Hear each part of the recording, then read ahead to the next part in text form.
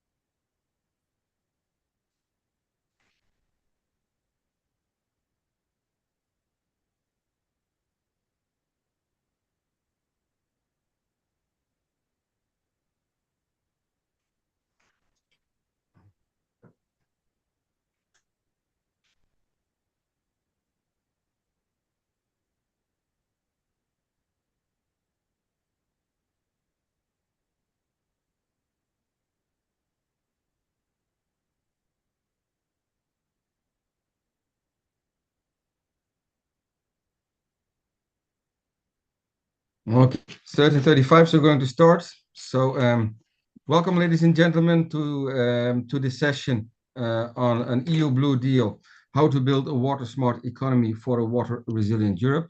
It's my pleasure to welcome you. My name is Dirk Krol, and I'm the Executive Director of Water Europe. This session is co-organized by the Consultative Commission on Industrial Change of the European Economic and Social Committee and Water Europe. As you may be aware of, the European Economic and Social Committee launched last autumn a call for a European Blue Deal that was quite unique in the sense that it's, I would say, for the first time, was calling really for a holistic approach to water. Also mentioning that water should be a standalone topic, approaching water as a competitive asset. And I must say, to my great pleasure, the call for an EU Blue Deal has achieved great resonance across Europe and different, I would say, governmental institutions. At the same time, Water Europe, already since a long time, is calling for the creation of a European and global water smart society. Loïc, perhaps you can briefly share the slide. So what is a water smart society? A water smart society is a society in which the value of water is recognized and realized to ensure a security, sustainability, and resilience. A water smart society is also a society in which all available water sources are managed so that water scarcity and pollution are avoided. Water and resource loops are largely closed to foster a circular economy and optimal resource efficiency. The water system is resilient against the impacts of climate change and demographic change, and all relevant stakeholders are engaged in guaranteeing sustainable water governance. Now, at the core of a water smart society is, of course, the value of water for our society, economy, and biodiversity. Around that, we have defined three key objectives, which are water security, which means no water scarcity and pollution, water sustainability, which really looks at making sure that our water system and governance are geared towards the future, and water resilience, which means that our infrastructure and the way we have organized water in our society is resilient against the impacts of climate change. Now, in order to move from the current situation to the water smart society, we've also identified 5 key innovation areas which need to be applied to make it happen. The first we've called circular water, which deals with increasing circularity and reuse in water, but also capturing and exploiting the value in water, such as for example, minerals, nutrients, but also energy. It's about multiple waters, making sure that we have the right quality for the right purpose. As you can imagine, different purposes require different qualities of water. To give you an example, not all industrial uses of water require drinking water quality, and some uses, for example, for chips production, require a quality which is actually much higher than drinking water. The third innovation area we've called digital water, which deals with the digitization of the way we manage, operate, and allocate water in our society. Then inclusive water is all about making sure that we have all the actors involved, and resilient water is all about making sure that our infrastructures and our cities are resilient against the impacts of climate change. And that concept, of course, of a water smart society really forms the basis also of how to build a water smart economy for a water resilient Europe. So back to our program. And I think we have been able to convene a very interesting program for today. We will start shortly with a video message by Mr. Oliver Rupke, the President of the European Economic and Social Committee. Then Pietro Dell'Otto, President of the CCMI Committee, will explain us all about what the Blue Deal is all about. Then we will follow by a statement by Ms. Lydia Artur Brito, the Assistant Director General for Natural Sciences of the UNESCO. Then I have the pleasure of having a brief interview with Bernard de Potter, the Water Director for Flanders. And then we will continue with a panel discussion on which tools and actions are necessary to make our economy water smart, which will be moderated by Cecilia Correa, Senior Water Solution Manager at Bentley. So with a brief introduction, it's my pleasure to start with a video message of Mr. Oliver Rupke.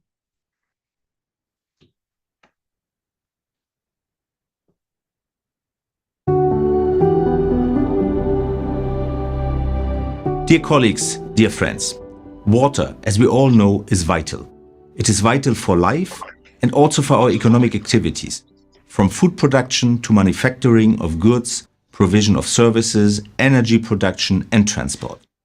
The EU Blue Deal is a flagship initiative of the EESC for a good reason.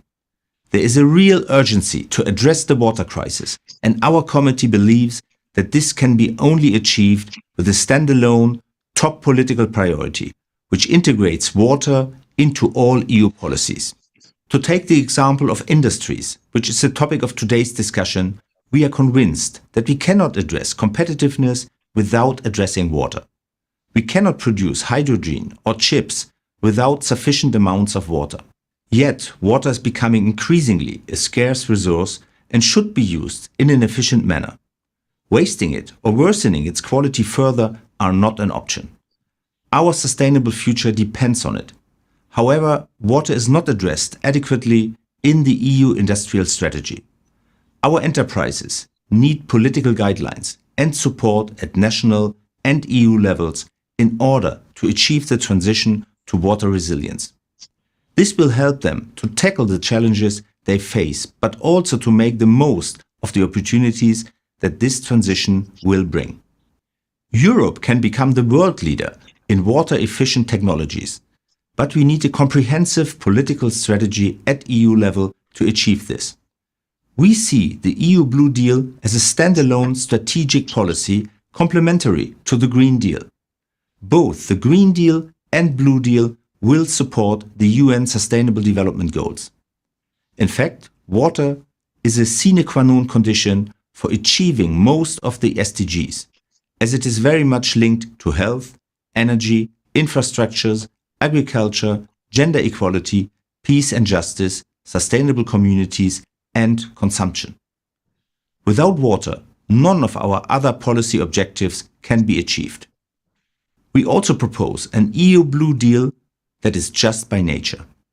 We foresee that the social and human dimension is integrated into the Blue Deal since the start. This concerns both fair access to water for all, as well as the skills and jobs dimension. We welcome the recently launched EU Water-Wise campaign of the European Commission as a step in the right direction. Awareness-raising campaigns on water are something we recommend also in our EU Blue Deal declaration, as they can be an effective tool in promoting understanding of the value of water and changing long-term behavior towards a more sustainable use of water. Each of us needs to commit to using water more efficiently. And now is the right time to act. At political level, in fact, the recently published Eurobarometer shows that 78% of Europeans consider that the EU should propose additional measures to address water-related problems in Europe. In addition to pollution, overconsumption and wastage of water appear at the top of people's concerns when it comes to water. Furthermore, a majority of citizens believe that the main economic actors and public authorities are not doing enough to use water efficiently in their countries. To respond to these citizens' concerns, Europe needs policies and concrete measures to safeguard clean water for people, businesses, workers, farmers, and our ecosystems, and to ensure a true transition towards a water-smart society. The EESC will therefore continue to call for an ambitious EU policy on water as a top priority of the next European Commission for the years to come. Good. So we thank very much Mr. Oliver Rupke for this message, and I hope the staff of the EESC, which is also participating, will convey that message to Mr. Rupke. Then we continue with Pietro Dell'Otto, which will share with us, I would say, and what I expect from him, a very passionate, I would say, statement on the call for a European Blue Deal. Pietro, please take the floor. Good afternoon, Dirk. Thank you so much for co-organizing this amazing event on the umbrella of the Green Week.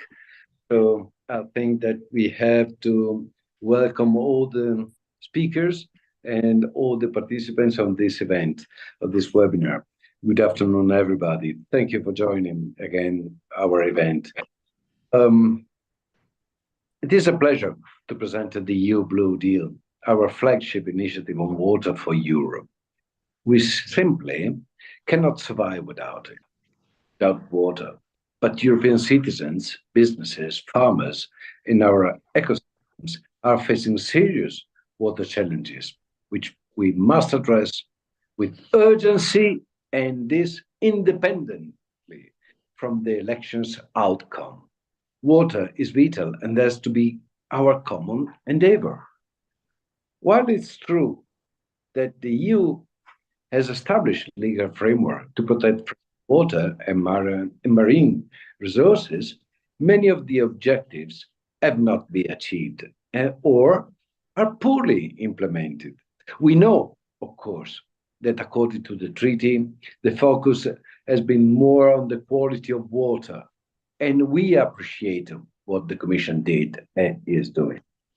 But we also needed to focus on water quantity, on safeguarding fair access to fresh water for all users. Water is lacking in many areas of our society. including water supply infrastructure, production processes, and consumption. This is why the EEC, an advisory board of the EU representing organized civil society, calls on the European Commission to make a water strategic political priority for the new European Union in the next political mandate. Our call for a new Blue Deal, a comprehensive water strategy, as President Roque stressed, for Europe addresses the social, economic, environmental, and geopolitical aspects of water. Water challenges in agriculture, industries, and infrastructures, as well as sustainable consumption. In our EU Blue Deal declaration, we put forward 15 principles and 21 concrete actions to be adopted. As a matter of urgency, in case not done yet, I invite you all to read this declaration. Water is vital for all our economic activities, and it cannot be limited to the subchapter of a climate policies. It's an essential element for all aspects of our society and must be addressed in all EU policies. I would like to stress this point. We think that is not wrong, but it's not enough to address water just as an from an environmental point of view. It's not the case. Considering the role of water and the magnitude of the water challenges we are facing, we believe that water resilience and decarbonization have to be addressed with the same determination. And the EU therefore needs two complementary policies on equal footing. For instance, in Europe, around 10 million people in 2024. In 2020, around 10 million people do not have access to safe drinking water. We need to invest in modernizing our water distribution networks. This also justifies dedicated social policies to ensure that the most vulnerable populations are not deprived to access to clean water and sanitation. Zooming in on our industries, when we talk about resilience and competitiveness in the EU, what is missing in these discussions? We cannot address it, competitiveness, without addressing energy, for instance. But water is absolutely essential to and often forgotten. We have had discussion with representatives of many different industrial sectors, and they understand the importance of the issues at stake. Recent data shows that water risks are impacting the supply chain of businesses across sectors, and appropriate quality of water is also crucial for our industries. Water resilience and competitiveness go hand in hand. Water-related challenges pose a number of risks, but also opportunities to businesses. We see water as a necessity to support the most water-consuming industries to gradually adopt technologies to become more water efficient and more competitive. To give you an example, a brewery in Denmark has managed to recycle 90% of all water used for its industrial processes and reduced water consumption by almost 60%. Virtually eliminating wastewater from the water-intensive brewing processes. With targeted investments, sustainable water management strategies, and engagement throughout the supply chain, companies are achieving concrete results with positive impacts also on their competitiveness. This approach will preserve jobs and create new career opportunities for workers, especially in clean technologies. Today, we will have the opportunity to hear more good examples from different industries. how they are fostering water resilience in their operations, and also what measures are needed to support industries on this journey. We are convinced that a general move towards water resilience is needed in our society, given the challenges ahead. A change of scale is needed. Water consideration need to be embedded into all political decision making. The European elections have just taken place. As we wait for the new parliament to take office, and as the new political priorities for Europe are taking shape, we continue to stress the need for a comprehensive water policy in our interactions with the European Commission and the member states.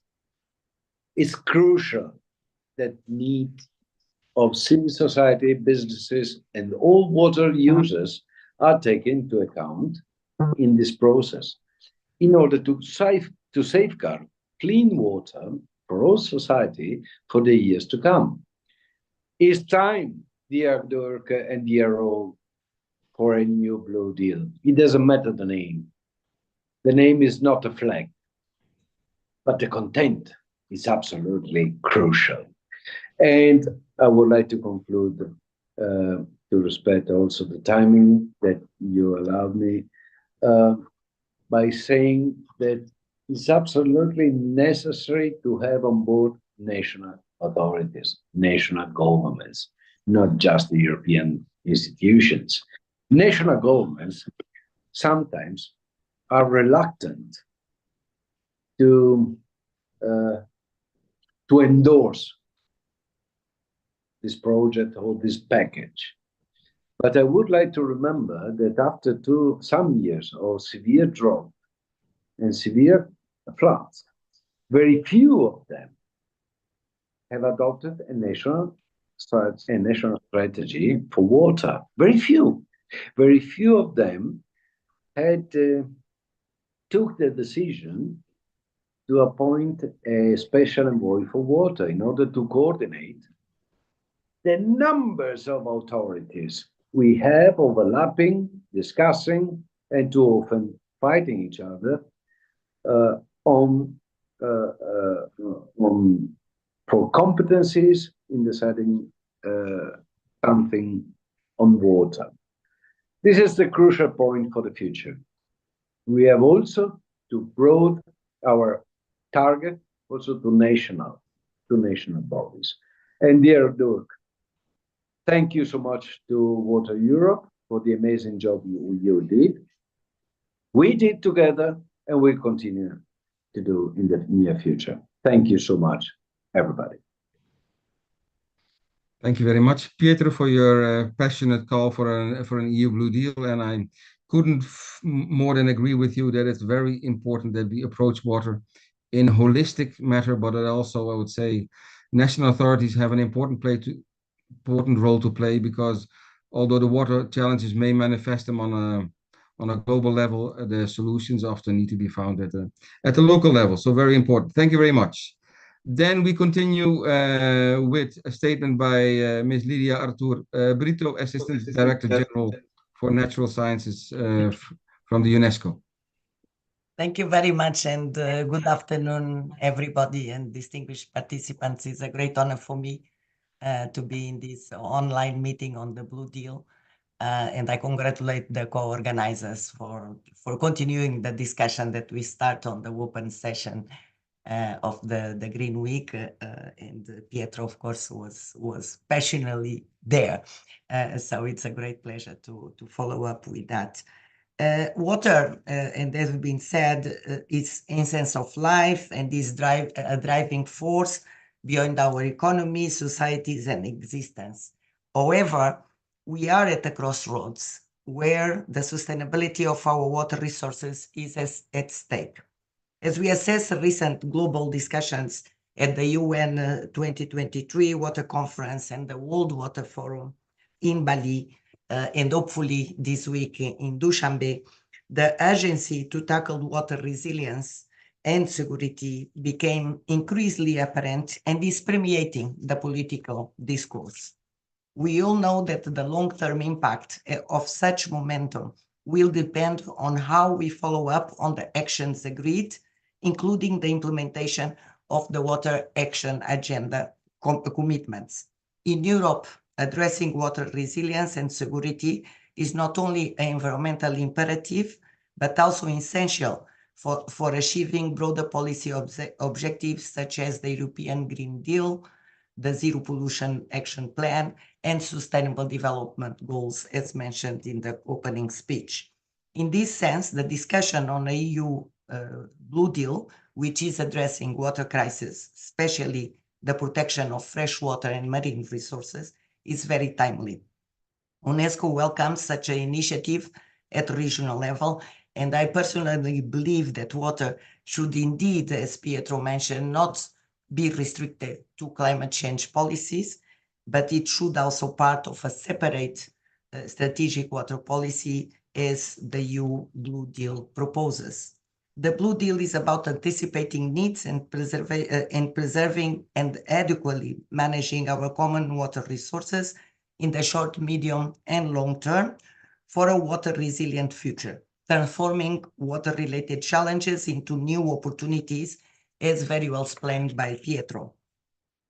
UNESCO Intergovernmental Hydrology Program, what we call commonly IHP, is dedicated to water research, management, capacity building, and policy advice.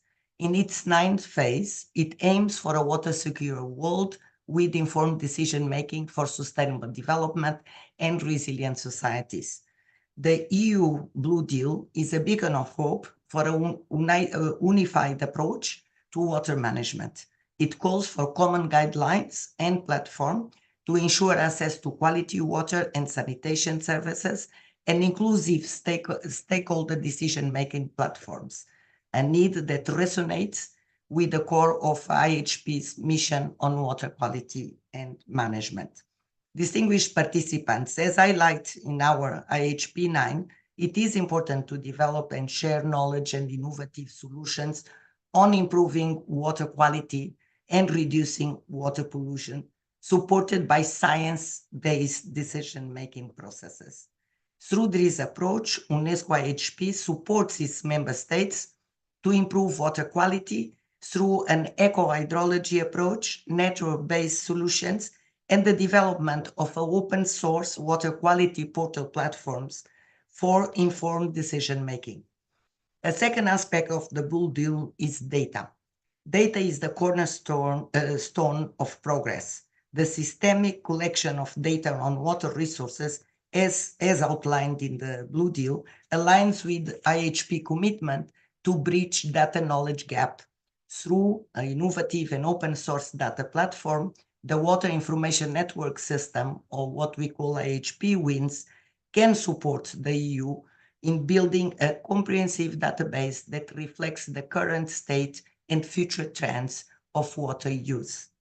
UNESCO IHP also embraces emerging technologies such as the Internet of Things, artificial intelligence, and citizen science to contribute to EU Blue Deal Guide Principle number 1 that speaks about policies and actions that must be based on up-to-date, accurate, transparent, and comparable, easily accessible and reliable water data.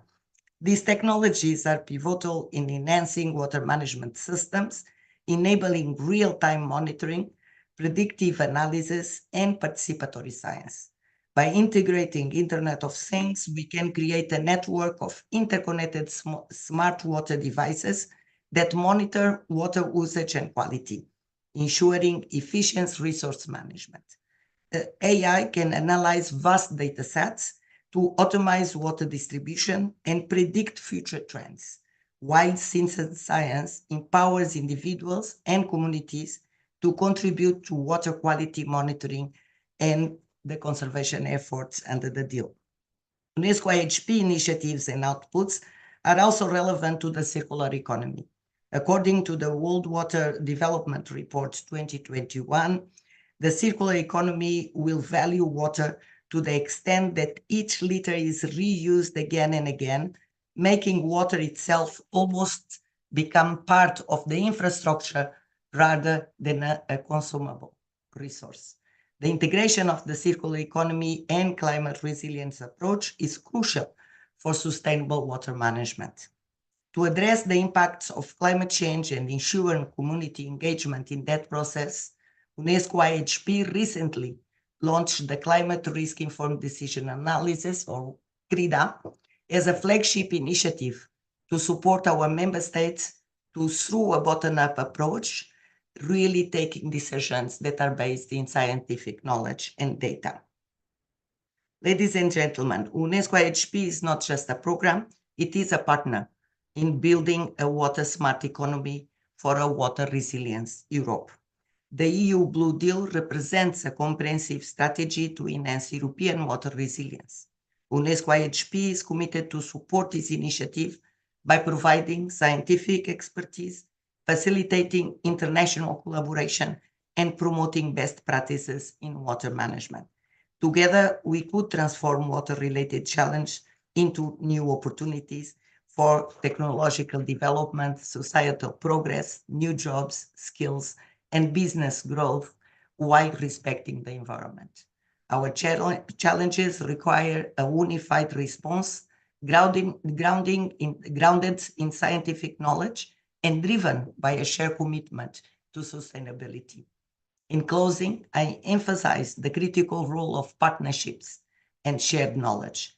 Let us leverage this opportunity to learn from one another, inspiring innovative solutions and strengthening our collective resolve to build a sustainable and a water-resilient future. Through IHP, UNESCO stands ready to support and collaborate with the European Union and all stakeholders in this endeavor. I thank you very much for this opportunity. Thank you very much, Ms. Brito, and it's great to hear that the principles and actions of the EU Blue Deal also find, I would say, recognize at EU level. And as you mentioned in your closure, I think indeed partnerships and collaboration are key to address the water challenges, because I would say if there is one thing which is characteristic about the water sector, it's its fragmentation and transversal nature, which really requires collaboration across national borders, regional borders, but also across governance levels, thematic policies, and also different aspects of economic value chains. So very good, and thank you very much for your contribution. And then we continue with an interview that I'm going to have with Mr. Bernard de Potter, Water Director of Flanders. Bernard, welcome. Good afternoon, everybody. Very good. So Bernard, thank you for joining us. Very nice background picture, by the way. First question I'd like to ask to you is, the Belgian presidency of the EU organized a water conference on the 12th of March. Yeah. Now we are arriving at the end of the Belgian presidency, and I'd like to know from you, what are the main takeaways from that conference, and what has been the impact of the conference, especially in the context, of course, of the Belgian presidency of the European Union? Thank you for asking these questions. Congratulations to the co-organizers with this event. Just to situate our conference on water resilience and the Flanders Blue Deal, and the time it was organized at the 12th of March. Everybody remembers that Ursula von der Leyen announced last September in 2023 that European Commission should come forward with a water resilience initiative. And at that time, it became clear that it was not on a formally way put on the agenda. Nevertheless, in the same week, the European Commission published the first European Climate Risk Assessment report, and also the communication how to deal with climate and adaptation. So one of the first questions for the conference was, will water resilience be put still on the table? And that, I think, was clear. All the representatives from the European Commission said that water resilience certainly at this commission, but also for the future commission, would be one of the top priorities.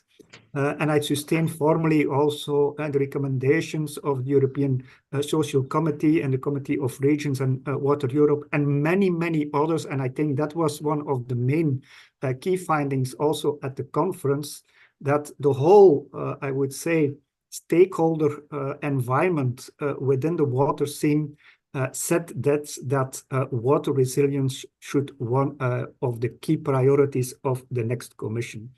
And of course, and that's not strange, because we see it every day.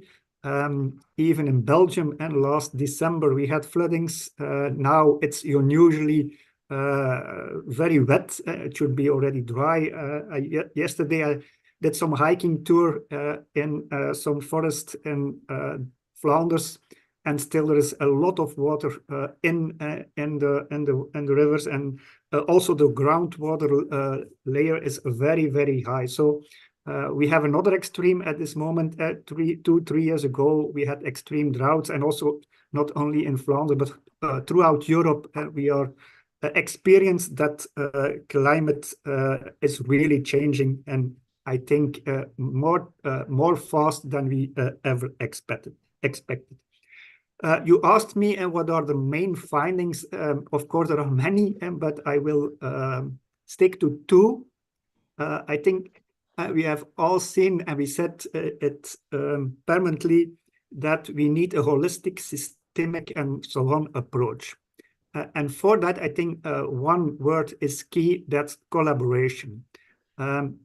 If we want to, we will not solve the water issue only within sector, or just looking at drinking water, or just looking to innovation. No, it's a comprehensive approach, and therefore collaboration is key amongst all the stakeholders. And that implies also a shared responsibility. Within this collaboration, everybody has to see its own role and also takes the responsibility for that role. If some of the key actors will not take up their role, it will be a problem, because we need this systemic and holistic approach. And so this shared responsibility is very important. That's a collaboration, shared responsibility. And a second one, we stress that we are in a transition. And a transition, of course, we have an ideal picture of the future, but how we will get there. And therefore, we have to need actions. Actions along the whole, I would say, innovation cycle. So we need still a lot of new insights. So there is still need for basic research and fundamental research to really give more insights in some parts of the hydrological cycle. Last week I was at a meeting also, and I learned the importance of green water, and next to blue water, also green water, which is in the leaves and the soil and so on, and the interaction between that blue water and green water. And we are still struggling, for example, with the interactions between groundwater and surface water. So a lot of knowledge is still to be taken, but of course, not only with that knowledge, basic knowledge, we have to put it into practice. And then we come to demonstration projects, pilot projects, and so on. And of course, we may need to scale up. It's already said also by some speakers. It's also important for our economy. We come to build on also new enterprise models, business models, because the water resilience problem is not only a European problem, but is a worldwide problem, since it also was, for example, I think 3 weeks ago, the main conference in Bali on water, and last year it was in New York, where also the United Nations spent a whole conference on the water issue. So we can also do technology transfer, share knowledge also all over the world, but therefore we need to have also insights and learnings from our side. So for me, and the two main key takeaways from the conference is besides that everybody is aware that there needs a really initiative on water resilience, collaboration and action into the field. Thank you very much, Bernard. I think these were very important messages. I may come back to one of them a little bit later on, but first I'd like to also hear from you, because in Flanders, I think you have already been working with a Flemish Blue Deal since a number of years. And I'd like to know what are the main lessons that you can draw from, I would say, the implementation of that Flemish Blue Deal, and basically what, in that sense, you can bring to the European level on based on your experience, especially now with the call for an EU Blue Deal or water resilience initiative, or however we may want to call it in the end. I will not repeat myself. We have tried to put this collaboration issue into practice, and also we have launched different calls to different actors on the all the technological cycle. So we have also launched actions towards research community, towards demonstration projects. We have work either on the supply side and on the demand side. We have seen the interactions between processed water, drinking water, and so on. What I think it's very important, if you set up such a program, you need also a very profound program management. We see 4 functions for that program management, of course, and the basic function is what is the portfolio of projects, how are the projects running, how is the money spent, which kind of actors are involved, and so on. That are, I would say, the basics. But we have put 3 extra layers into the program management, and it was also already been stressed by the former speaker that data is very important. We see that a lot of data is still in silos in the different players, so the drinking water companies, the municipalities, civil society organizations, public organizations, all have data on water.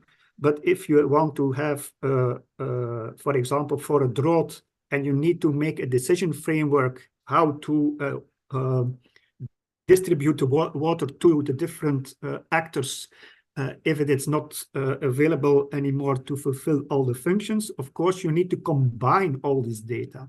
So working on data exchange, the formats of data, data platforms, and so on is a very important issue. So therefore, we had a specific unit also on data, data coverage, data exchange, data semantics, and so on.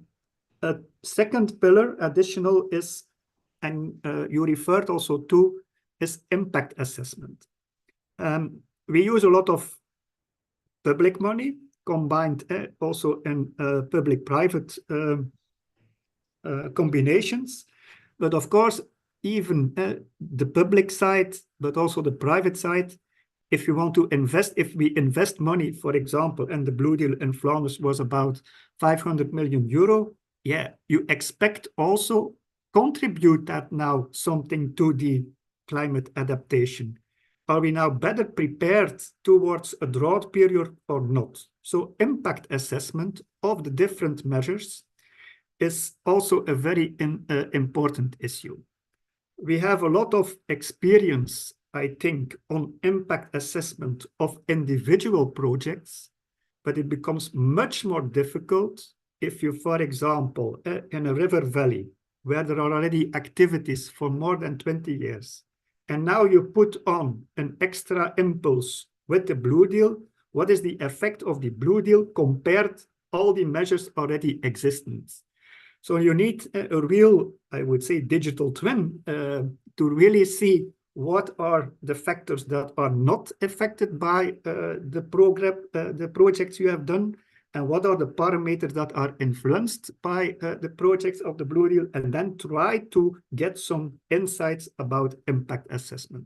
So we have used universities, of course, to help us to create impact models. And we have already this on a macro level and on a micro level. So on the project level and the overall Blue Deal program, we have seen that we, for example, have real impact on restoring wetlands, restoring levels in groundwater and so on. What's not yet achieved is on the meso level. So for a specific region or area, where is there clear the impact, that's still a challenge to work further on. And a third pillar, since of course the public is very important, we always talk about the value of water. That means that citizens, and citizens in a broad sense, that can be entrepreneurs, that can be teachers, that can be, and so on.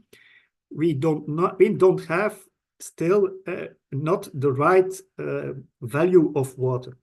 To do that, storytelling is very important. So if you have a program like a Blue Deal, in my dream, you need to open a Blue Deal TV channel or YouTube or another channel, and where you see all the activities in place. There are some restorations of river meanders, there are fish migration activities, there are activities of drinking water companies to reduce leakages and so on. You can demonstrate that, and you have to storytell that really everybody is aware it's a problem, but it's not only a challenge, we are also working on it. So to make the link with all the public involved and all the stakeholders involved.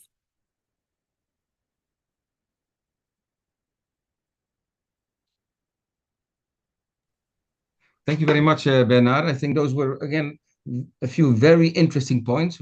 Especially what I took from your points is, again, I would say collaboration, coordination, partnership, breaking the silos. That's really key. I mean, in all the contributions thus far, I hear these different elements coming back in under different words, different formats, but fundamentally, I think it's always the same. It's, I would say, collaboration and breaking the silos. Data, I think data sharing, data management, also very much important. Of course, the value of water storytelling also very much links with the EU campaign now, launched by the European Commission on a water wise campaign under the EU Green Deal. So I think very, very, very good points. Thank you for sharing these with us. The last question that I wanted to ask you, and coming back to the call for the EU Blue Deal, is in the EU Blue Deal, we see 15 guiding principles and a total of 21 actions. Which of these guidelines and actions do you consider really as the most important? As you know, Henk Ovink accompanied us when we have the great floodings in Wallonia, but also in Flanders, and to make Flanders more resilient towards this flooding. And he make, together with an expert panel, a report of 10 recommendations. And he went to the parliament, and the parliamentary asked them, what is now the main actions to take? Henk Ovink answered, since it's a holistic systemic approach, you need to do them all. And that's also my response. They are even equal important. I think they cover even the economic aspects, the social aspects, the, of course, environmental. We must still be aware water is part of our hydrological cycle, so we cannot break it. So we must have look also for this natural component. And of course, governance is also very important. I think for me, as I said, is a shared responsibility. Everybody has to do investments. And for doing investments, I think 3 things are important. First of all, you need euros, finance. Secondly, you need the skills. You have the abilities to do the activities and the actions. And thirdly, there must be a sound legal framework. And I think that's also key for the European Blue Deal. Very good. Then I have a last question I'd like to put to you, coming back to your first answer. You said what is important also, that I would say, as water is so fragmented, and we need to collaborate. We need to have shared responsibility. Yeah. Yep. Now, shared responsibility makes me also think a little bit of an economic term, which is called the tragedy of the commons. I mean, if everybody is responsible, nobody is responsible. How do we address that? Do you have a solution for that? I think it's clear that there must be a governmental framework where it is clear what all the responsibilities are. So if there are not clear targets overall, what is the acceptance of what we accept when there is a flooding or when there is a drought, or how many days can we be without water, without affecting social drinking water, agriculture, mobility, and so on. So the overall framework, I think it's a responsibility for the governments.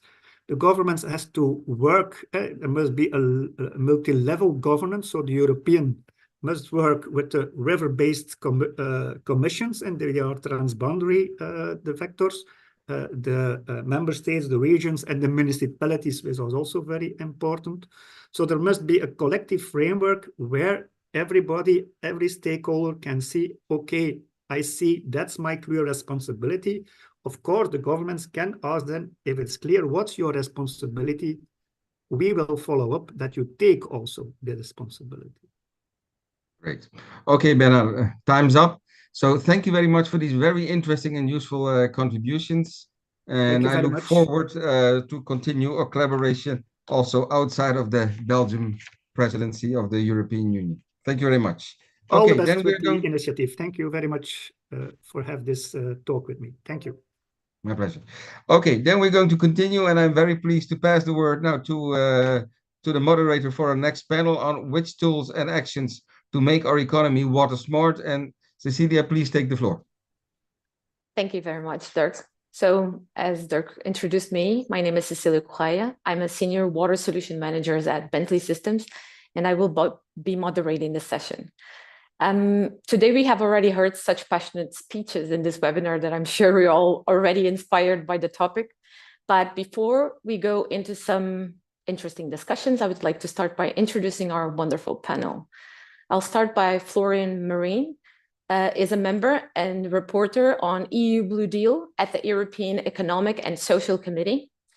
Florian is a Romanian member of EESC, representing the workers as president of the Federation of Free Trade Union in Romania, and reporter of the new opinion of EESC on industrial and technological approaches and best practices supporting a water-resilient society. Welcome.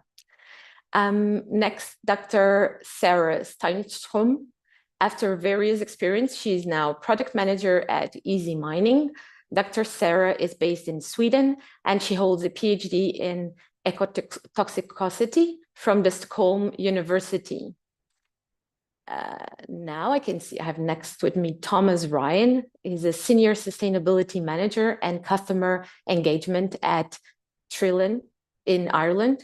He has a background on corporate governance and a diploma from University College of Cork on environment, climate, and sustainability. Céline Caroli is an environmental expert and a CCMI representative. Céline is based in France and has a background in chemistry. She works for France CCMI as environmental expert, particularly on industrial emissions and circular processes. And finally, Peter Kovacs.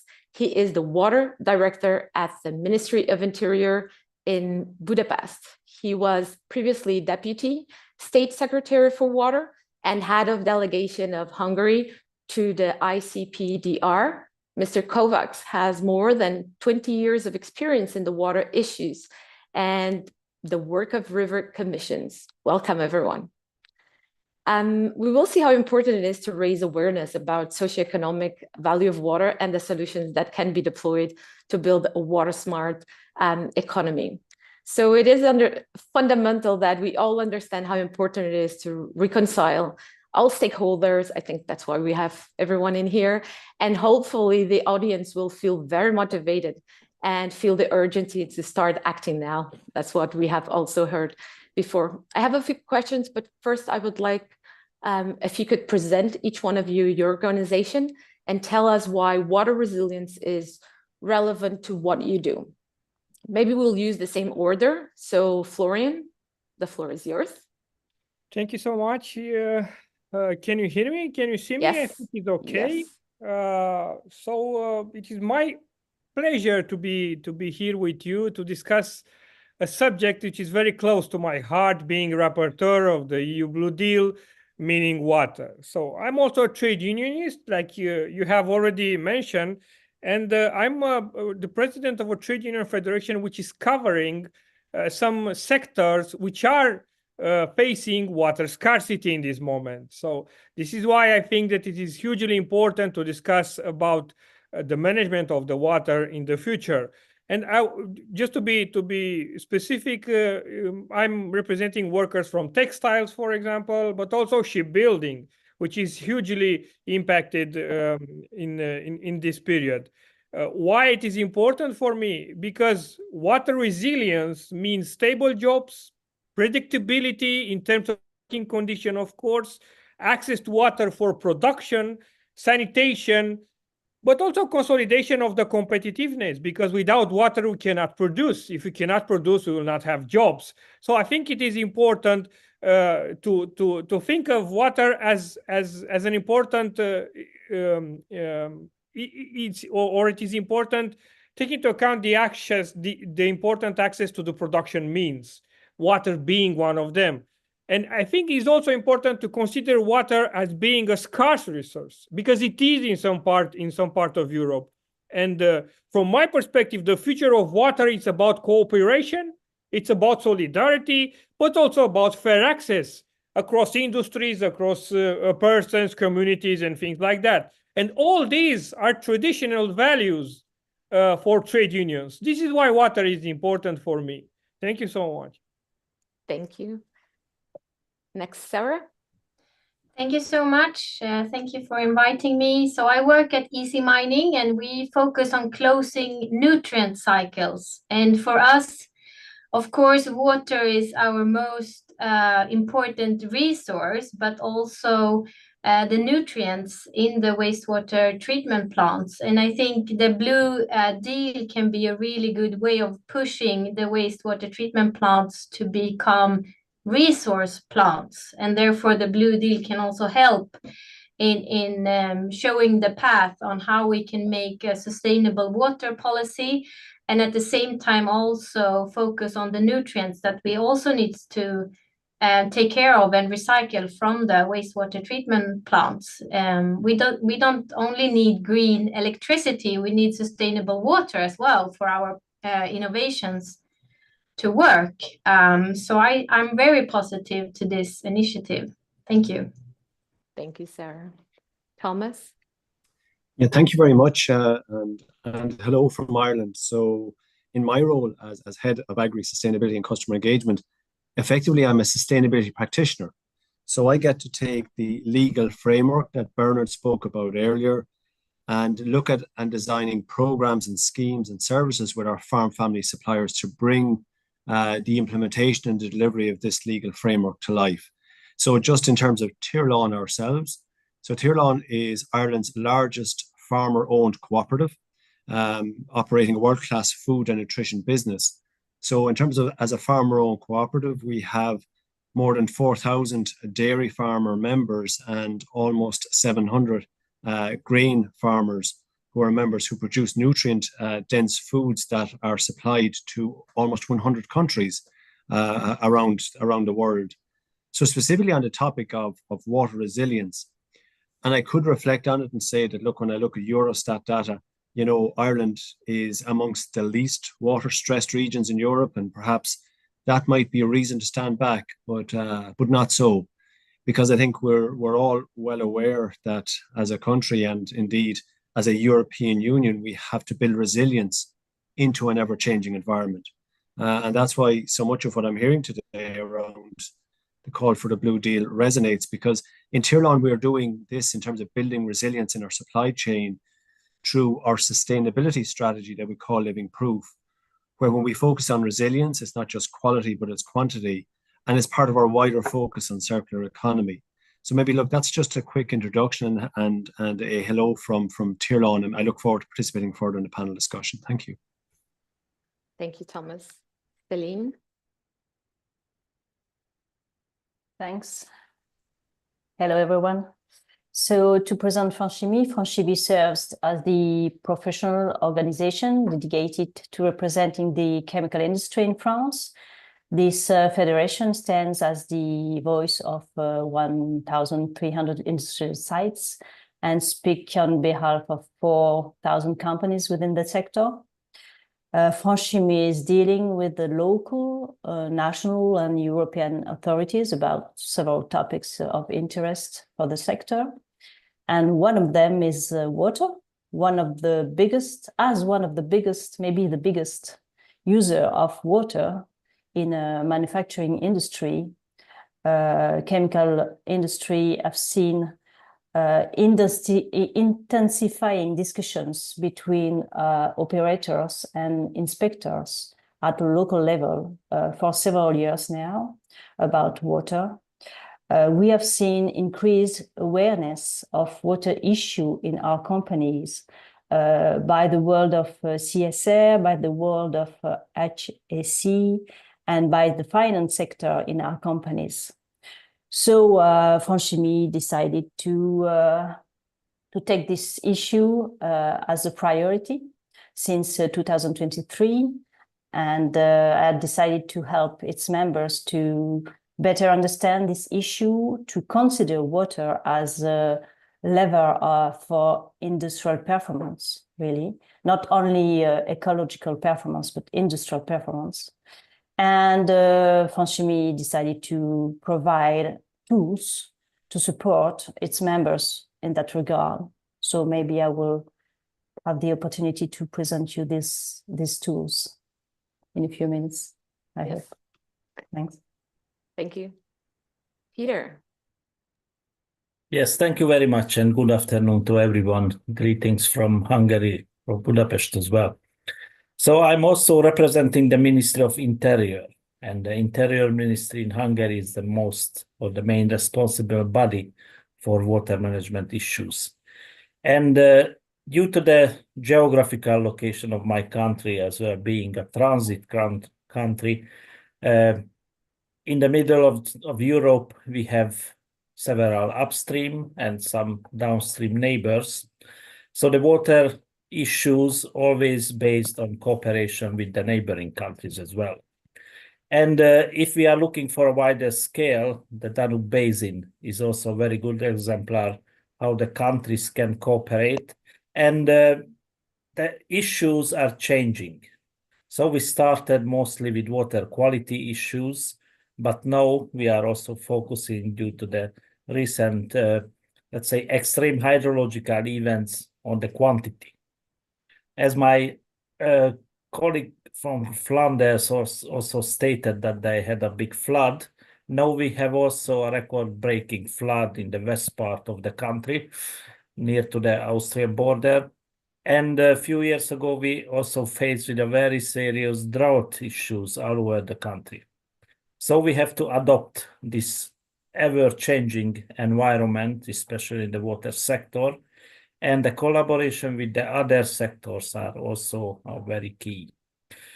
And we were really delighted to, let's say, to hear about our Dutch or Belgium colleagues during the presidency that they started with the initiative in March during the conference. We were also present, and we are eager to continue this debate during our incoming presidency of the European Union.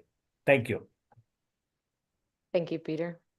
So to avoid that, we always keep the first ones first. Maybe we will start the next question by you, Peter, and you continue to talk. So my next question to you all is, could you share one or two examples, for example, or best practices, of course, on how your organization or members is addressing water challenges with, concrete solutions and technology or technologies?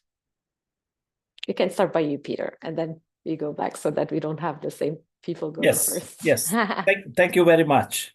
of course, we achieved a lot of good results in the past dealing with water quantity and quality issues.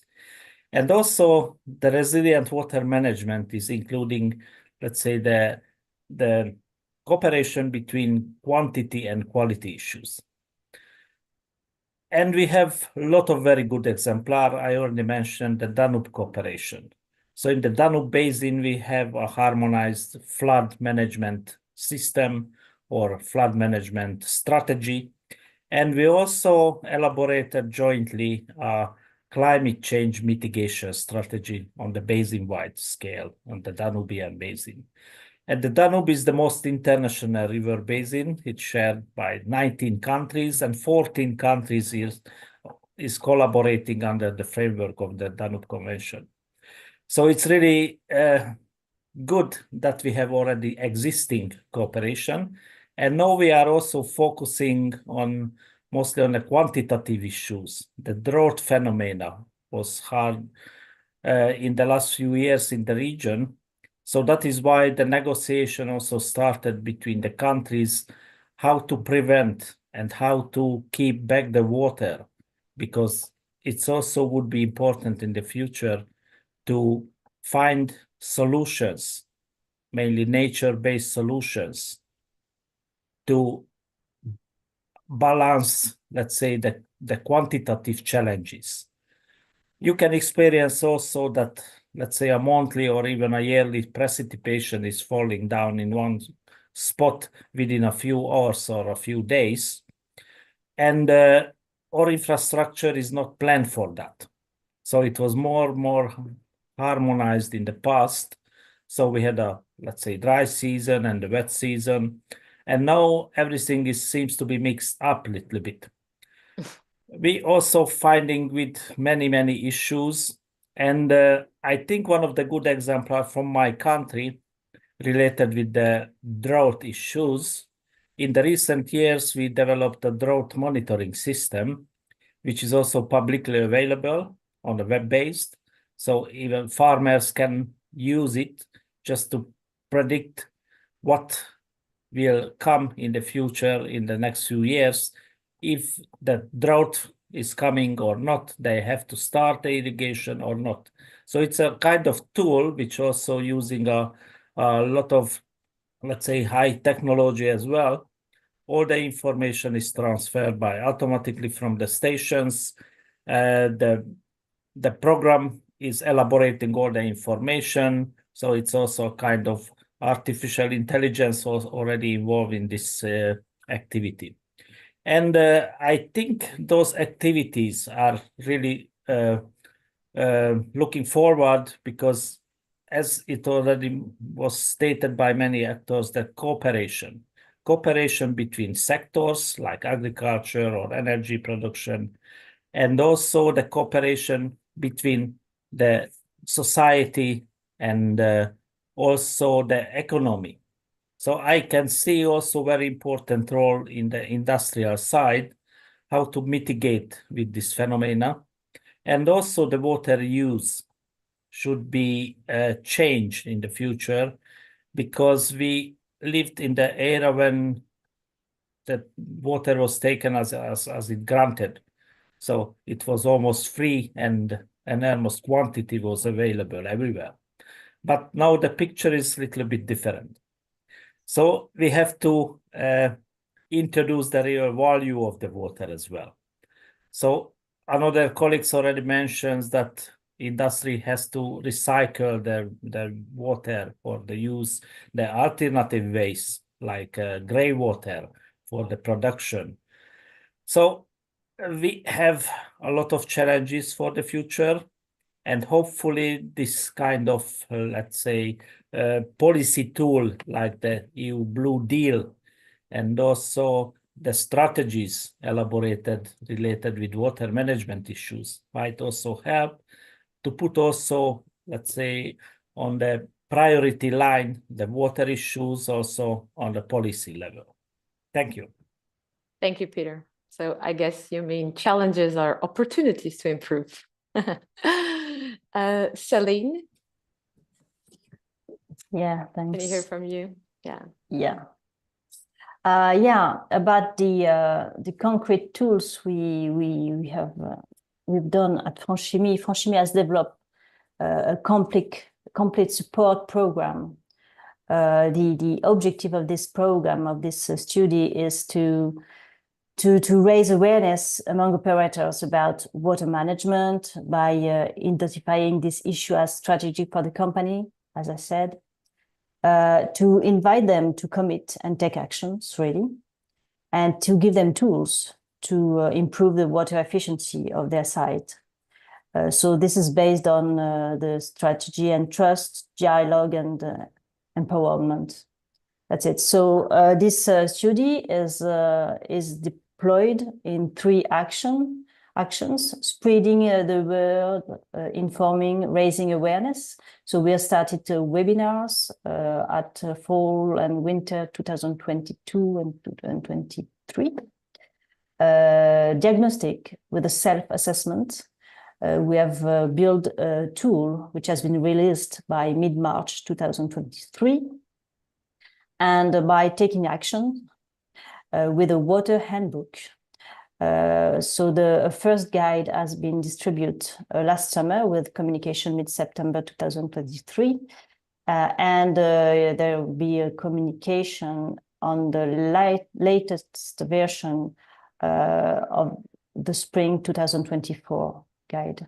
So this is a guide which is now really completed, and we can distribute to our members. So at the end of the day, besides information meetings across all regions held throughout 2024, Franchimie has 2 deliverables: the self-assessment tool and the water handbook. And in parallel, Franchimie and the sector, which is chemistry and materials, that's the name of the sector, has built a water sobriety plan that answers to the first measure of the French Water Action Plan, which is an action plan from the government. So the first measure is asking to provide water sobriety plans for every industrial sector. So the sector chemistry and materials has built we have built our water sobriety plan, and this is it was the first one to be built. And this water sobriety plan is really the commitment, our commitment to the national authorities, to a wide range of action like deploying the self-assessment tool, action like gathering best practices. It means continuing the deployment of Franchimie's support program throughout the sector. Action like improving the understanding of the volumes with progress to be made in the knowledge and accuracy of the volumes that is used, collected, consumed, reused, etc. Action like setting up indicators by creating and implementing KPIs relating to use of tools, reduction of volumes used, action taken by the companies, by the sites, and associated investments, if we can have this information. And action like organizing an assessment at the end of the period, so it means after summer, etc. So these are several actions which are commitments really put in that water action plan of the sector. So work is still in progress for making the Franchimie tools of common use, for achieving water sobriety results really in our plans, and for communicating about what the chemical sector is doing to preserve water resource. That's it. Thank you very much. Very interesting, and shows the commitment to create different initiatives.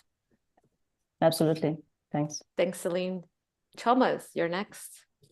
Yeah, thank you. So I think for us, maybe the word collaboration has been used quite a bit by nearly every speaker, I think, today. So maybe, you know, it's nice to think about water resilience in the context of maybe some a project bring that to life.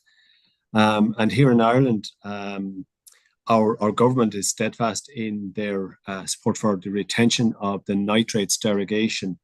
And therefore, as a stakeholder in that process on behalf of our farm families, we have aligned with and partnered with Ireland's state scientific agricultural and advisory agency called Teagasc, and also with the local authority network called LawPro.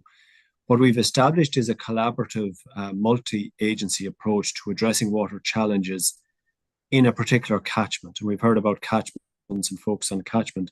And this is in the southeast of Ireland, with a view towards with that intensive level of multi-agency collaboration that could be scaled and replicated across many of our other catchments here in Ireland.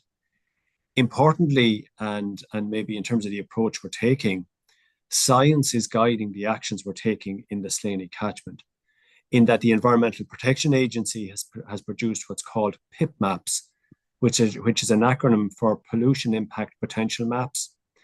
And they guide where the greatest challenges are in the catchment.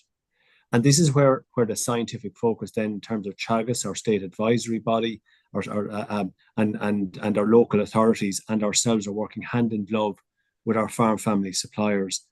And really it's across the three principles, as you can imagine, around reduce, reuse, and recycle when it comes to the nutrient and nutrient use on our farm families' farms.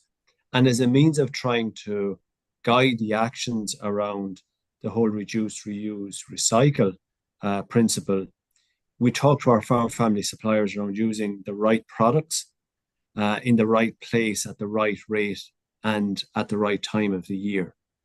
And I just take that as a case in point around, as an example of collaboration which is scientifically driven, which is also using technology such as online nutrient management planning tools to advise and guide farm families around where and when the corrective actions are to be taken. For us here in Tirlawn, we're delighted to be an enabling partner in this multi-stakeholder collaboration. And indeed, to support it, we've brought in additional subject matter experts and advisors to work with our farm family suppliers. Because fundamentally, as I said previously, we believe that this collaborative approach can be scaled and replicated across the catchment and is across other catchments. And really, when we think about, the collaboration, look, as referred to by Bernard earlier, but even underpinning all this philosophy of the Sustainable Development Goals, and particularly SDG 17, Partnership for the Goals, it's an example of how we're bringing to life tangible actions as we build resilience in the supply chain, starting at the very beginning of the process. Thank you. Thank you very much, Thomas. Now we have Sarah. Thank you.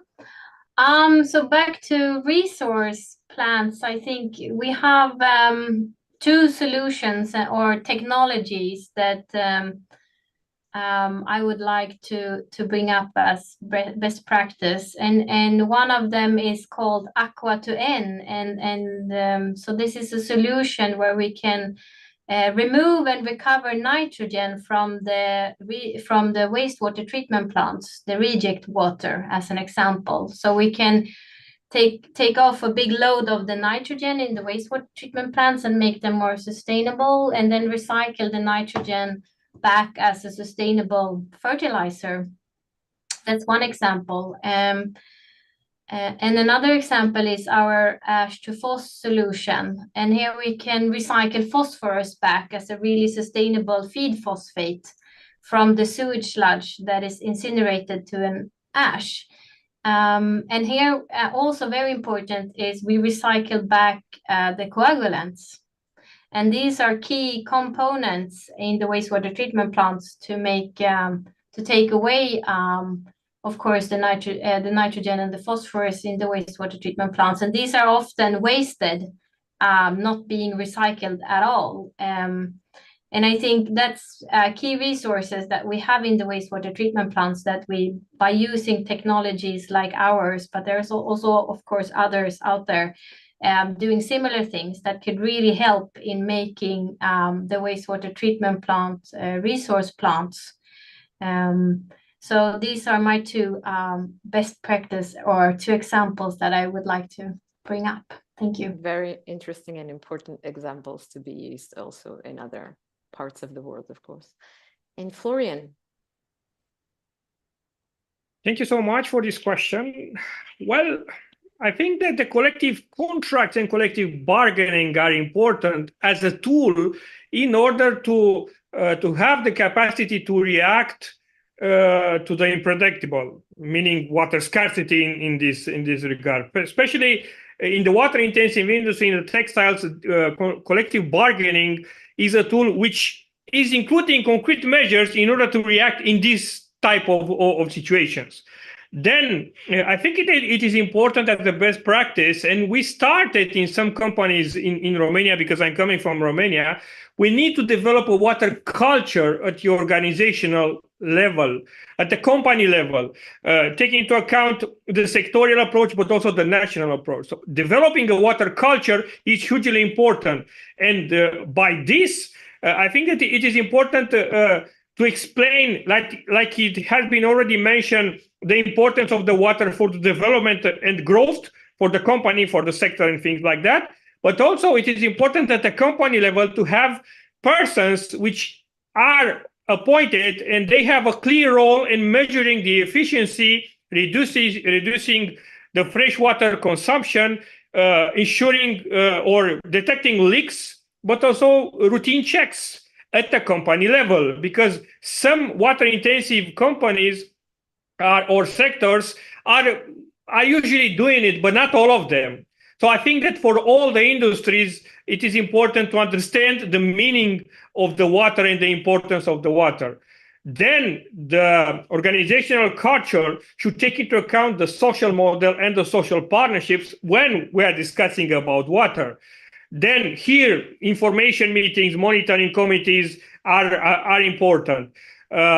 Reducing the use of drinking water for industrial purposes. Why? Because one of the most expensive water is the drinking water. So I think by this we need to, we have started to build in some areas in Romania, to build a cooperation between industries, taking into account the quality of the industrial water needed. It is working in some part, but not in all of them. For example, textiles, but also additional industries which are linked more or less with textiles.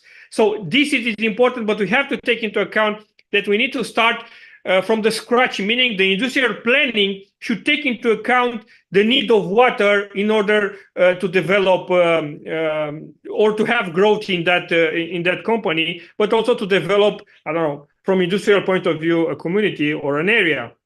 Then also another thing which I think it is important, protecting the quality jobs and decent working condition in the situation of water scarcity, because not all the companies are doing it. So since you don't have access to water, you don't have the capacity to produce, and the jobs and the working condition and the wages, but also the companies are being affected. Then we started already to map the existing water efficient technologies, because not all the companies are really aware about all the technologies which are available in the market. Then investing in a sewage system, especially when we are discussing about communities, but also supporting and subsidizing smart meters, especially for households. It is important to have access to data which have been mentioned as being important. Then I will conclude by mentioning the Danube. It is a good example. I'm coming from Romania, and we have relation with Hungary, but it is important to understand that we don't have no specific financing for Danube strategy.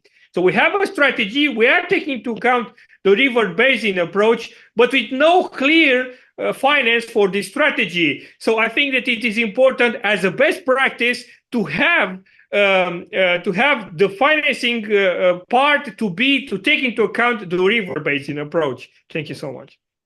Thank you very much, Florian. It's interesting how we see that water connects people.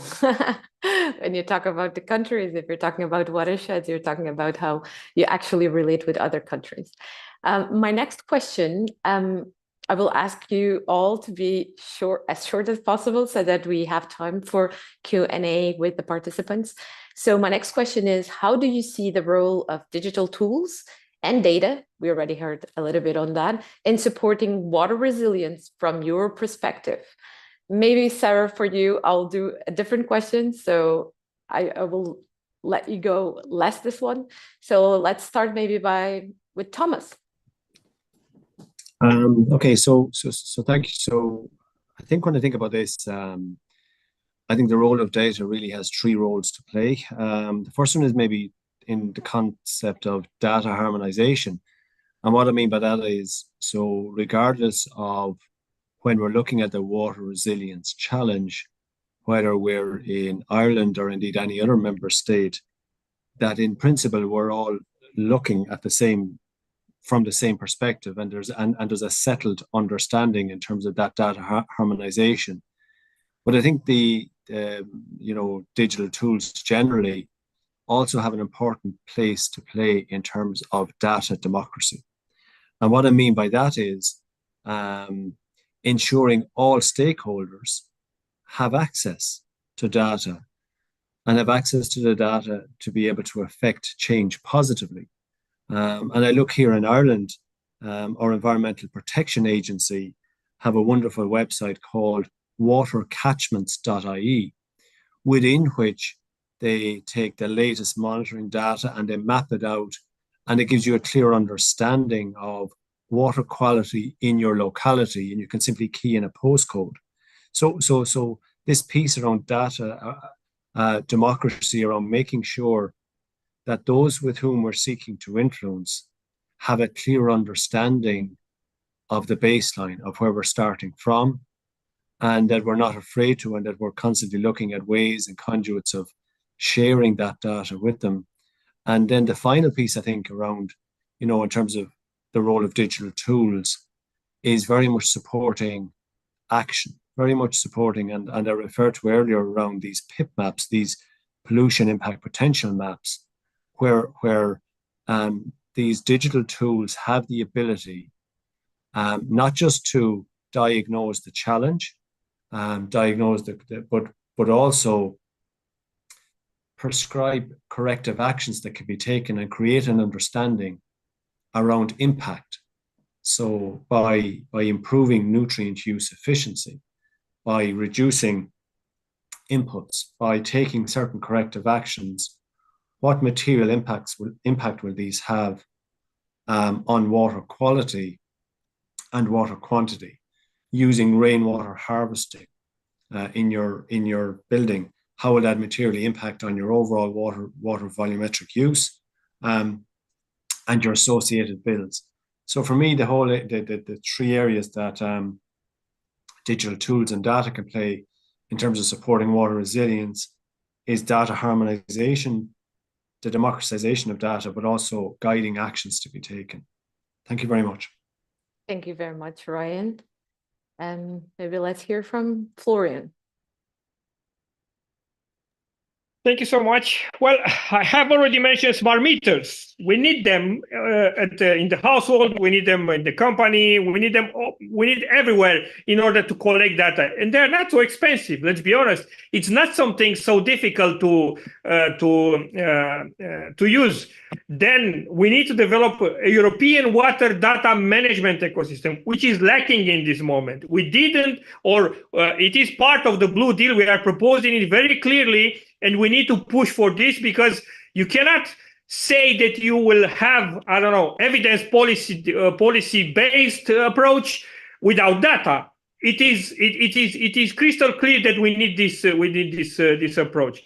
Then we need to consolidate the willingness to collect and share the data, because especially when we are referring to fresh water, because not all industries are necessarily keen to share those data, because they don't want to say how much are polluting or things like that. So I think that we need to consolidate trust and the willingness to collect those data. Then we have to take into account that new data means new cost. It is important to evaluate how much money we have to spend at the company level, at the sectorial level, but also at the national level, when we are asking for data. And of course, we need to push for subsidies in order to assure that we have the right tool in order to assure concrete interoperability, credibility of the data, and things like that. Then it is important to have data, but it is important to measure the entire production process and the product at the product chain level, in order to optimize where where we have inefficiency when we're discussing about water saving. Of course, the majority of the most important part, for example, are at the production processes, but not in all the industry. So we need to assure a management data ecosystem which takes into account the entire product chain. Then I think it is important. I have mentioned to minimize the use of drinking water for industrial purposes. Well, for this you need data in order to have this approach. I can continue, but I will stop here. Yes. Again, the willingness and trust and credibility and interoperability of the data is hugely important. And for this, we need money and we need investments. Thank you so much. Thank you, Florian. Céline. Yeah, France Chimie's tool are proposing many solutions to address this very complicated issue of water. So there's no only one answer for industry to preserve water resource, but indeed we've seen that one of the first action to be taken is to better understand water uses and water quantities. Then we certainly consider that data and digital tools can be a way to execute one of the first solutions. With its support program, France Chimie tries to make its members as independent as possible to take decisions. So each company must choose and decline their action plan and choose the relevant tools to reach their own aims. Then, indeed, they may choose data. They may choose digital tools, indeed, to reach those aims, because we've really seen that one of the first things a plan must do is to understand how to better use its water, is to count quantities, is to measure, is to know its grids precisely, etc. Then to be able to have a map of all of that, you can then decide and take actions. So maybe that's the first step indeed, to have those digital tools. Yeah. And it has been common through this panel, the monitor, how can you actually evaluate if you're performing well or not if you cannot actually measure it? Yeah. Yes. Absolutely. Thank you very much, Céline. So Peter, can you hear from you now? Yes, thank you very much for the question. This topic is really important. Monitoring activities are producing an awful lot of data. So you need, let's say, a relatively high technology also to evaluate this information.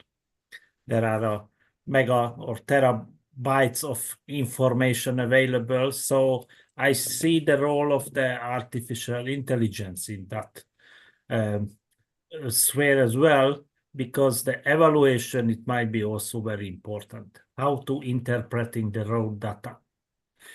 For example, in the Danube region, we also working on a solution how to create a common platform for the water balance activity, because it's also important to know how much water we have. And everybody is calculating in the different way at this moment. So if we have a common platform, it's also very helpful. And also the information, the stable and reliable information also might be very important when we are approaching to the decision makers. These facts can be a very good indicators that this is a time to step ahead, to do something. And I think the role of the science could be also very important in the future. Thank you. Thank you, Peter. Sarah, maybe the question for you, I'll change a little bit because I'm not sure how relevant this part with the digital tools, but maybe you can talk about what are like the main regulatory barriers that you're facing, maybe more related to quality, for example. Yes, of course. Very relevant question. I mean, also for water, one of the barriers is, of course, someone or some of you have already touched upon this, that we need when we have a more circular thinking, we need to put everyone in the value chain together, and this is lacking today. We don't have an holistic overview of what is needed. And from our side, if you think about how do we do recycling of nutrients in a good way, there are a lot of legislations that are still very linear, that are focusing on origin and actually banning on origin. So if you recycle anything from waste, it's not allowed being sold as a product. So one example is the phosphorus, that if you recycle phosphorus from wastewater treatment plants, you're not allowed to sell it as a feed phosphate because of the origin in waste. So even if you fulfill all the quality demands,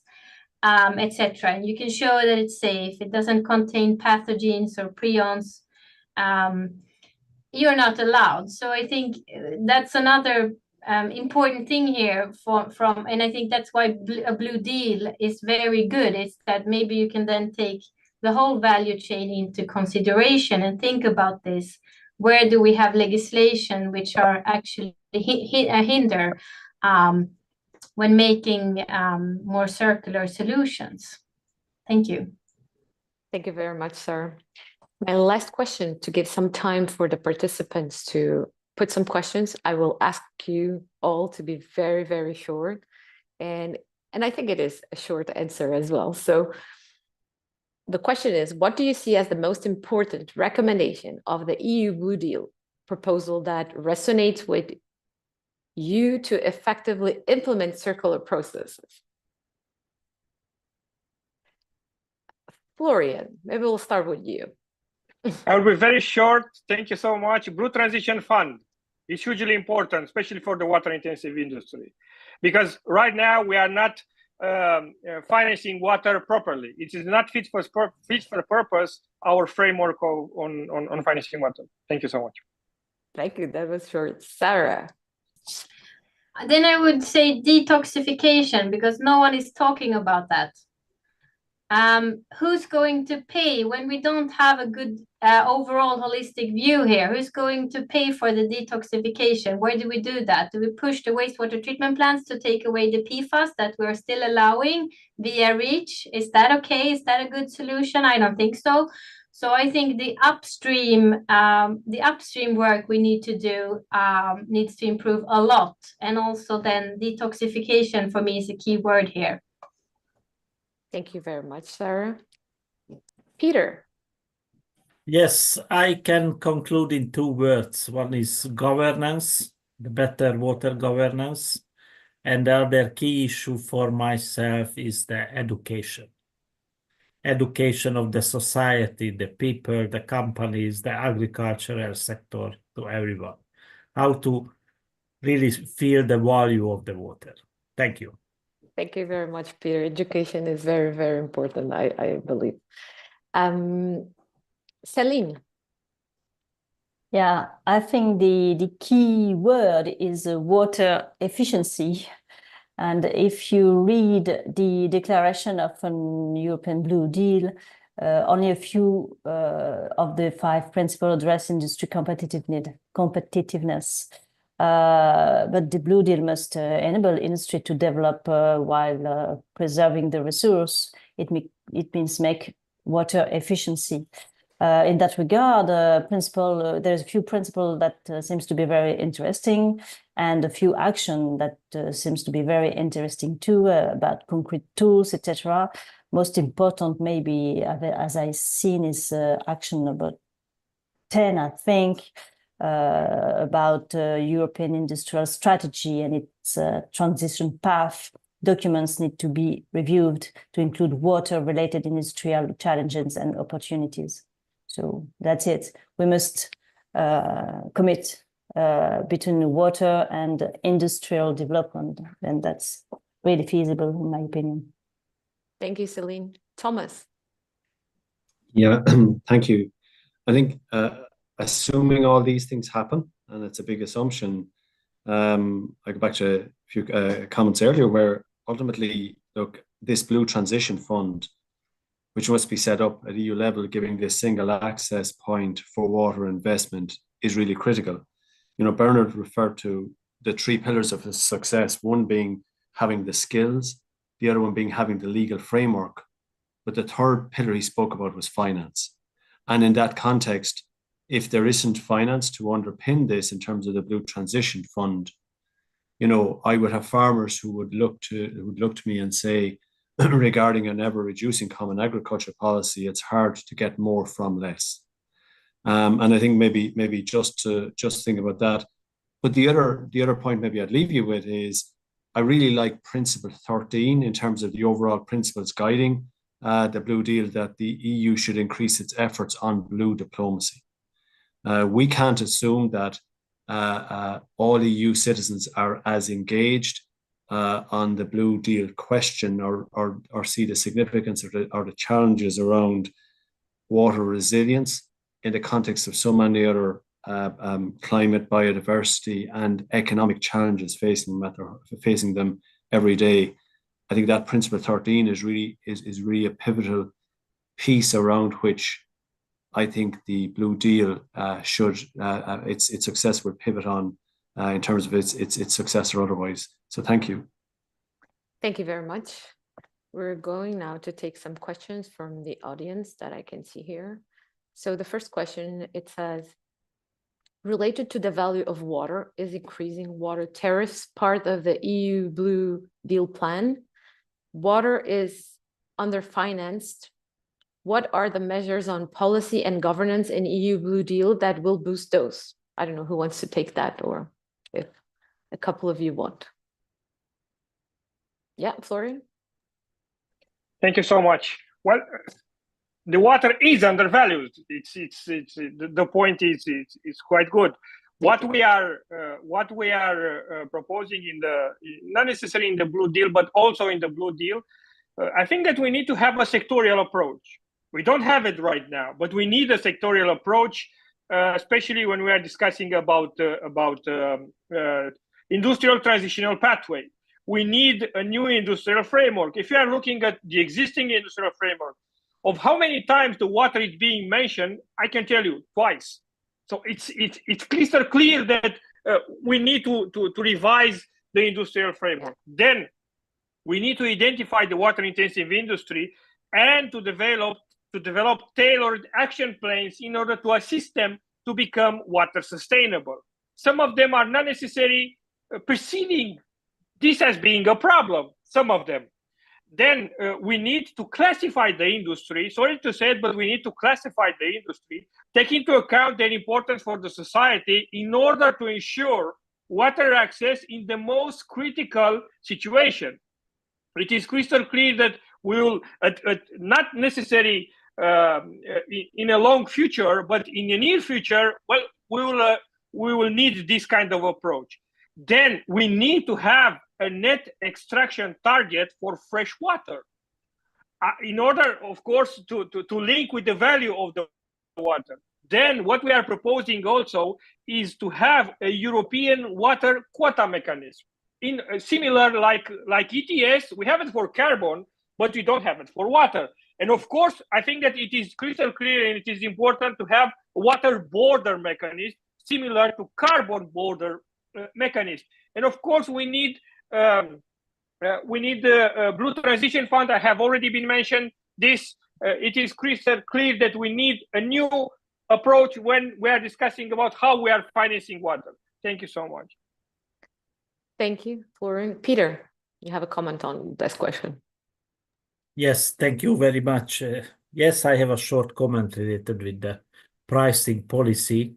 So this might be one tool, but we have to see the value of the water also in a holistic way. Pricing is always a sensitive issue. Farmers like to have water free of charge.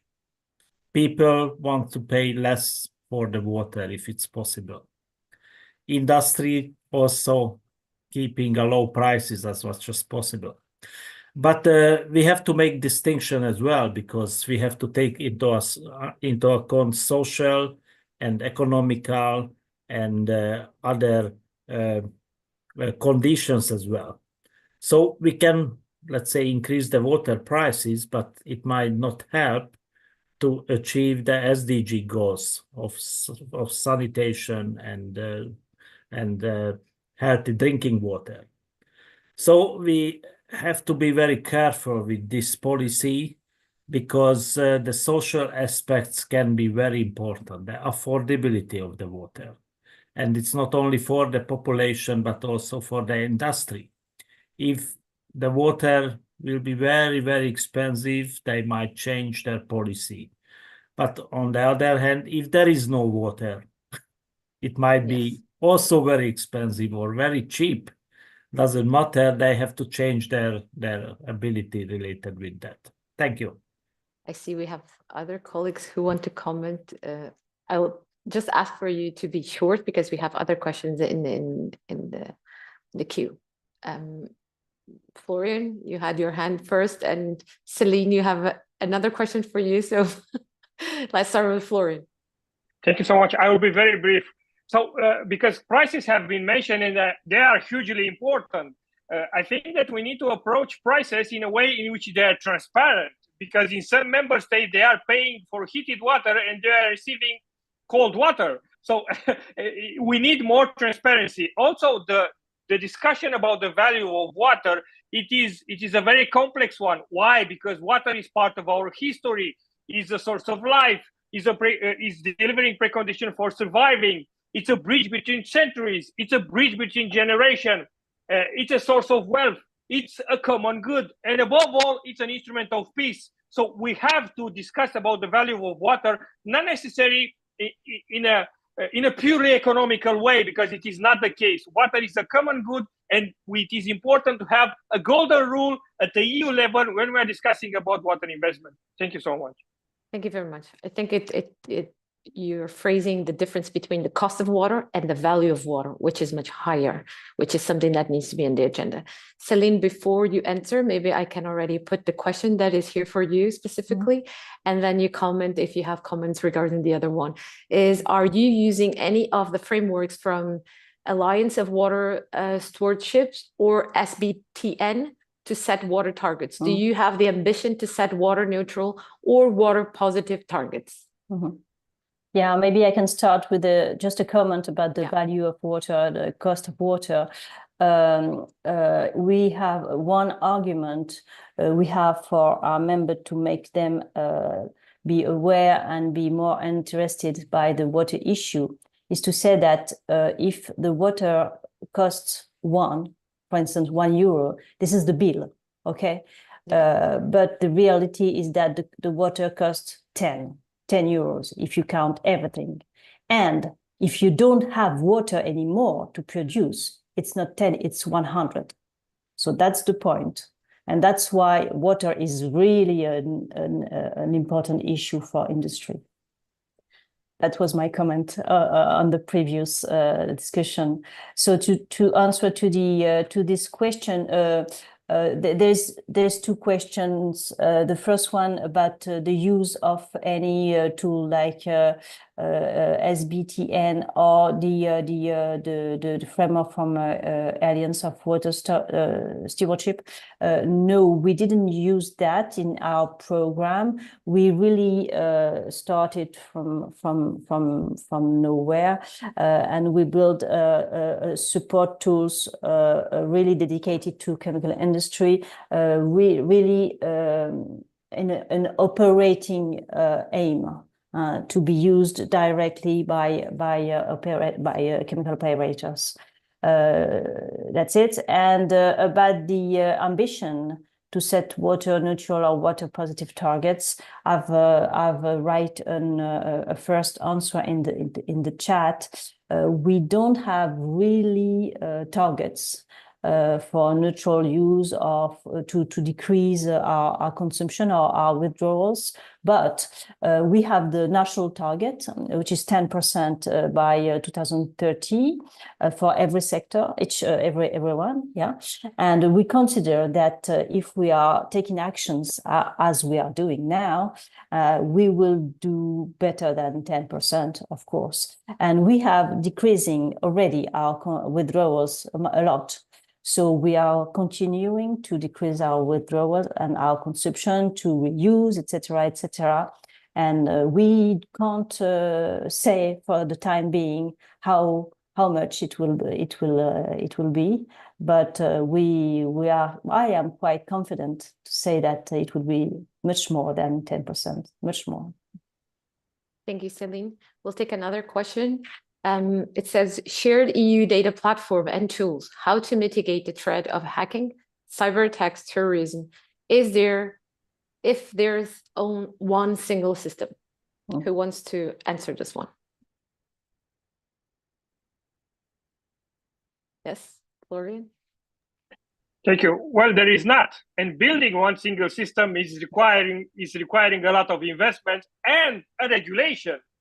And we have to take into account that not all the member states are in favor of receiving regulations from Brussels, especially in sensitive issues like water. So I think that it is important to build that willingness, and then to discuss concrete tools also in data protection. First of all, we need interoperability in order to discuss about data protection. But above all, we need another thing. We need a clear involvement of the civil society at the national, local, but also European level when we are discussing about gathering data, organizing data, using data, and protecting the public interest of data, especially in the relation with security and credibility of data. Thank you so much. Thank you, Florian. But the next one is still for you. One of the things they are mentioning what you said, like the industries will look at the value of water or will start thinking about it if fresh water is not so cheap or if discharge limits are restricted, because then it will be more valuable for industries to invest in technologies and solutions towards water neutrality. What is the EESC doing for this?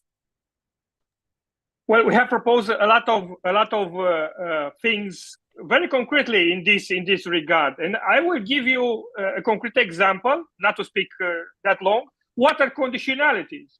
Well, we need water conditionalities when we are discussing about financing and subsidizing different industries. And I will give you a concrete example. Under CAP, we don't have water conditionalities. So why I'm saying that we need water conditionalities? Because we need to help the industries to think and to perceive the importance of water. And we need to build a framework which is helping in this regard.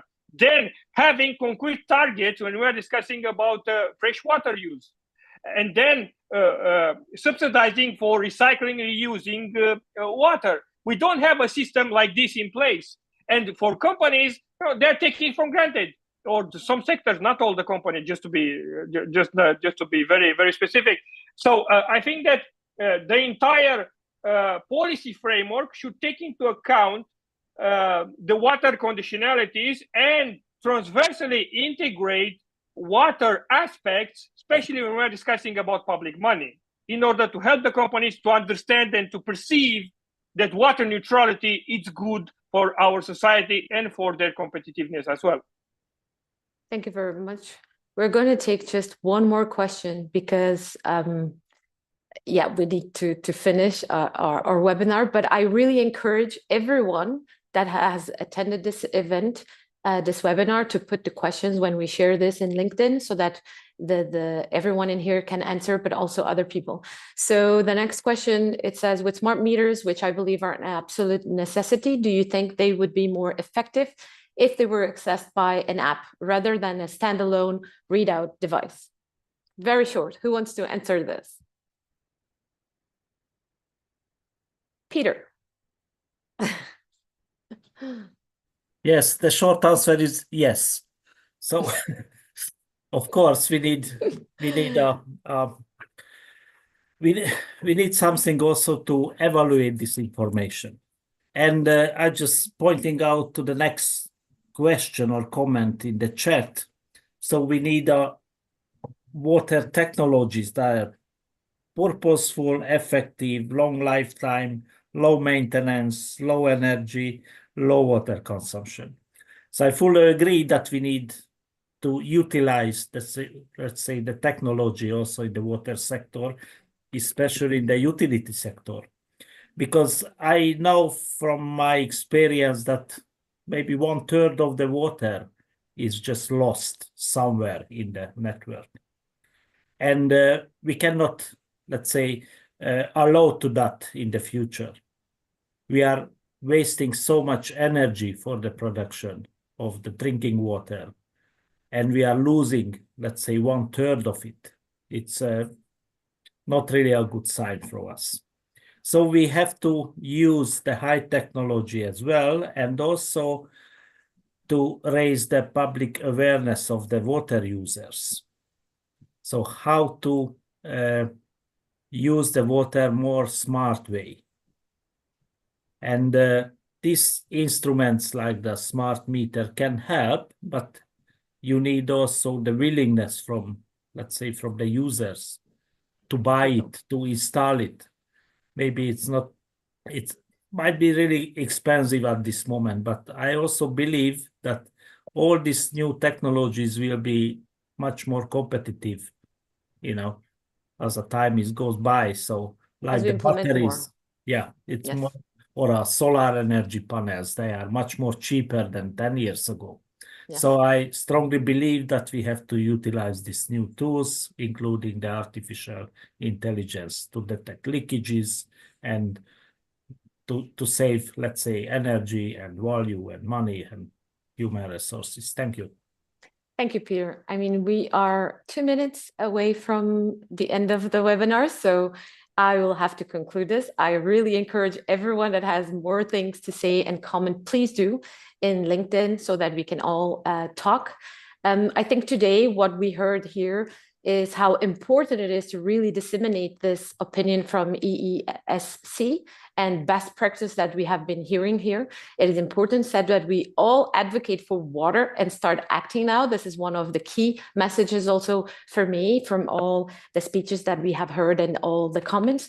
It's the need for a holistic and systematic approach. We need to break the silos. We need to work together, collaborate. We have seen how people, by the fact that they live in the same watershed, not in the same country, it requires collaboration. It requires people to do partnerships. So it is important for us to really create a modern and, for the future, but also the present society, so that we can actually have a water-wise and resilient way of living. So it's no longer an option. It sounds like it is a natural need, I would say. We also heard that how digital tools can really play a key role to enable these solutions, but also to monitor so that we can actually evaluate the effectiveness of these measures. And finally, I would just like to say that I love the fact that we're all born in different countries, that we all know different water realities, because we can learn so much with each other. And because I think it's really by working together that we can make water available for us, for everyone in the world and in Europe, of course. So thanks everyone to all the panelists and people attending this online webinar. I really encourage you to continue the discussion after the webinar through the social media. I'm sure everyone will have a word to say and to discuss this. So thanks very much. And thanks, Dirk. Thanks. Thank you very much. Also, thank you, Cecilia, for the excellent moderation and I would say the concluding words, which I think were very complete. So I will not repeat them. I will just add a few elements which I think are important to add. I think we've also heard that, I would say, fragmentation and the transversal nature of water really add to the problem of how to address these water challenges.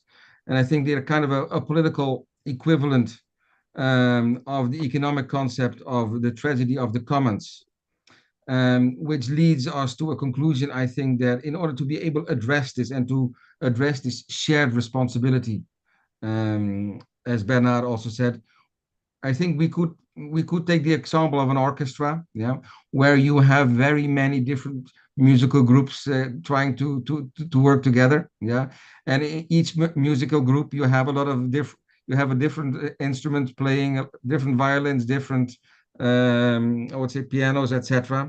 But in order to make it all work, we need one conductor, yeah, one conductor on a political level. At European level, that could be a vice president for water. At a national level, that could be a minister. At a regional municipal level, that could be a mayor. And with that, I think we conclude with the last bullet of the actions in the call for the EU blueprint on water. I would say action 21, which calls for one European commissioner responsible for addressing water in a holistic topic. Yeah, a holistic way. Very briefly then, we're going to conclude this session now. I want to thank all the speakers. This is not the last session. This session was, of course, part of the European Green Week.